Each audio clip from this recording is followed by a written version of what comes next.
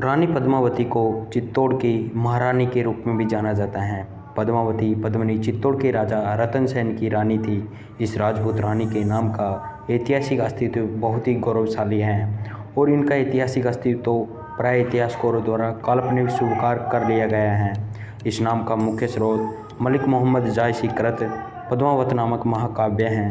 अन्य जिस किसी ऐतिहासिक स्रोतों या ग्रंथों में पद्मावती या पद्मिनी का वर्णन हुआ है वे सभी पद्मावत के परिवर्ती हैं।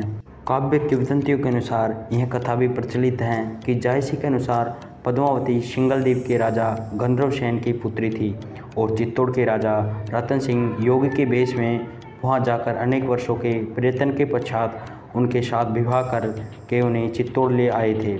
वह आदित्य सुंदरी थी और रतन सेन के द्वारा निर्धारित कवि पंडित तांत्रिक राघव चेतन के द्वारा उनके रूप का वर्णन सुनकर दिल्ली के सुल्तान अलाउद्दीन खिलजी ने चित्तौड़ पर आक्रमण कर दिया था।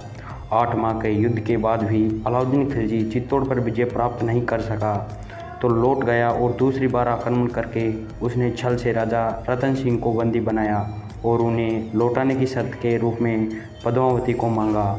तब पद्मावती की ओर से भी छल का सहारा लिया गया और गोरा और बादल की सहायता से अनेक वीरों के साथ वेश बदलकर पालकियों में पद्मावती की साकिया के रूप में जाकर राजा रतन सिंह को मुक्त कराया गया।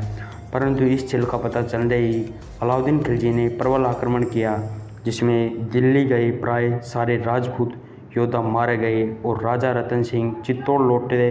परंतु यहाँ आते ही उन्हें कुंभल नहर पर आक्रमण करना पड़ा और कुंभल नहर के शासक देवपाल के साथ युद्ध में देवपाल मारा गया। परंतु राजा रतन सिंह भी अत्यधिक घायल होकर चित्तौड़ लौट गए, स्वर्ण सिधार गए। उधर पुनः अलाउद्दीन खिलजी का आक्रमण हुआ।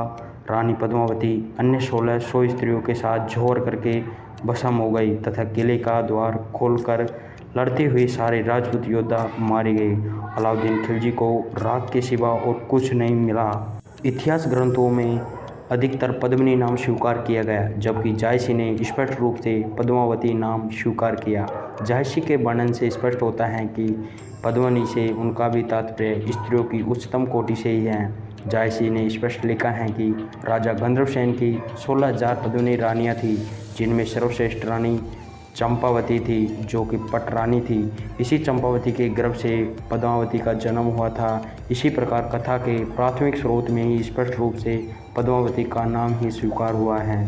रानी पद्मावती 13वीं-14वीं सदी की महान भारतीय रानी हैं। इतिहास में रानी पद्मावती की सुंदरता के साथ शौर्य और बलिदान के भी विस्तृत प्रसिद्धि के वर्णन मिलते हैं। रानी पद्मिनी के साहस और बलिदान की गौरव गाथा इतिहास में अमर है।